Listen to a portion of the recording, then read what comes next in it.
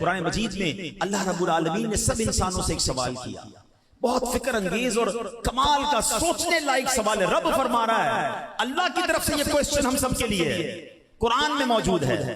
اللہ فرماتا ہے یا ایھا الانسان ما غرک بربک الکریم۔ خدا کی قسم جس دن یہ آیت سمجھ آ گئی نا، ادھر جا کے لگتی ہے۔ اس کا معنی پتہ کیا ہے؟ اے انسان، تجھے کس چیز نے اپنے کرم والے رب کے بارے میں دھوکے میں ڈال دیا؟ وہ کیا چیز تھی جس نے رب سے دور کر دیا؟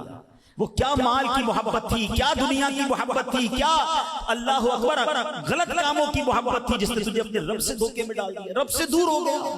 یا ایھا الانسان ما غرک بربک الکریم۔ اللہ قرآن میں پوچھ رہا ہے، اے انسان تجھے کس چیز نے اپنے کرم والے رب کے بارے میں دھوکے میں ڈال دیا؟ یہ سوال مجھ سے بھی ہے، آپ سے بھی ہے، زید، عمر، بکر وغیرہ سب سے ہے۔ سب کے لحاظ سے اس کا جواب مختلف ہوگا۔ کسی کو دنیا کی محبت اللہ پاک سے غافل کر رہی ہے، کسی کو مال کی طلب نے اللہ سے دور کر دیا، کسی کو منصب کی چاہت، ارے جناب یہ سیٹ حاصل کرنی ہے، یہ عہدہ حاصل کرنا ہے، چاہے لوگوں کا بیڑا غرق ہو جائے کسی طرح یہ سیٹ حاصل کرنی ہے، اس سیٹ کے لالچ نے اسے اللہ سے دور کر دیا۔ کسی کو نفسانی خواہشات اللہ کی یاد سے غافل کر رہی ہے، کسی کو حسد غافل کر رہا ہے، کسی کے دل میں بغض و کینہ ہے، بدلہ لینا ہے، چھوڑنا نہیں ہے، یہ بغض و کینہ اللہ سے دور کر رہا ہے۔ کسی کو عزت و شہرت کی خواہش غافل کرتی ہے۔ ایک چیز جو شاید سب کے لیے وبال جان ہے، جو بچ گئے وہ بچے ہوئے ہیں، اس کے علاوہ سب کو اللہ پاک کی یاد سے غافل کرنے والی چیز، بہت بڑی چیز، یہ سوشل میڈیا بھی بن گیا ہے۔ اے میرے پیارے اسلامی بھائیوں، کتنے ایسے ہیں سوشل میڈیا کی وجہ سے ان کی جماعت چلی جاتی ہے، نمازیں قضا ہو جاتی ہیں، روزانہ سوشل میڈیا چلانے کا ٹائم ہے، تلاوت کرنے کا ٹائم نہیں ہے، یوٹیوب روزانہ بلا ناغہ دیکھتے ہیں، درود پاک روزانہ پڑھا نہیں جاتا،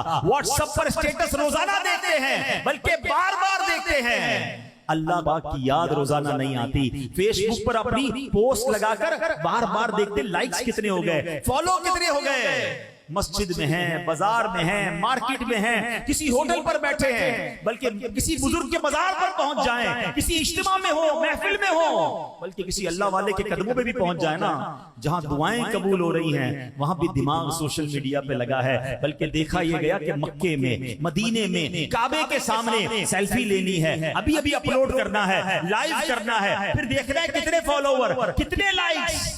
ارے یہ تو رونے کا مقام تھا، یہ تو مانگنے کا مقام تھا، یہ تو گر گڑانے کا مقام تھا، سب رو رہے ہیں اور میں اپنے موبائل میں لگا ہوا ہوں۔ مجھے تو کبھی کبھی افسوس پتہ ہے کیا ہوتا ہے، کہیں کسی محفل میں گئے، اجتماع میں گئے اور دعا ہو رہی ہے، اور دعا میں مجمع پر رکت آ رہی ہے، سارے رو رہے ہیں، ان میں سے کوئی صاحب اٹھیں گے اور سب کی ویڈیو بنانی، اپنی ویڈیو بنانا۔ مجھے ہوتا ہے کہ یار سب رو رہے ہیں، مانگ رہے ہیں، تم کس کام میں لگ گئے؟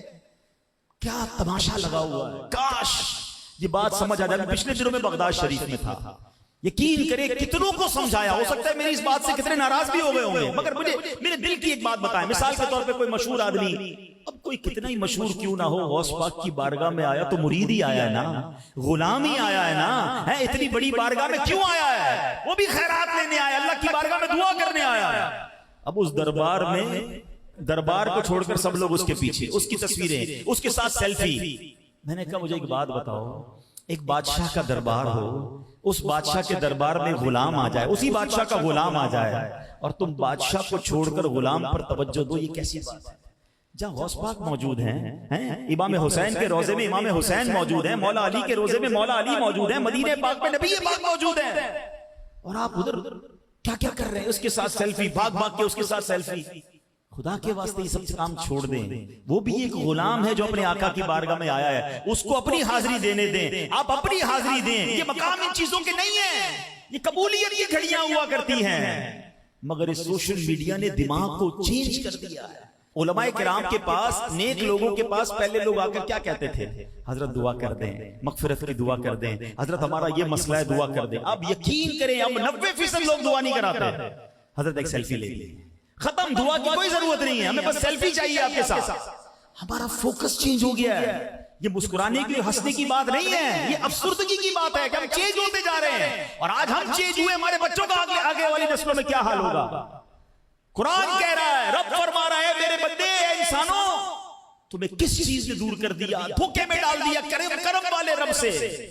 ہم دیکھیں ہماری کتنی ایسی عادتیں ہیں جو آہستہ آہستہ ہمیں رب سے دور کر رہے ہیں.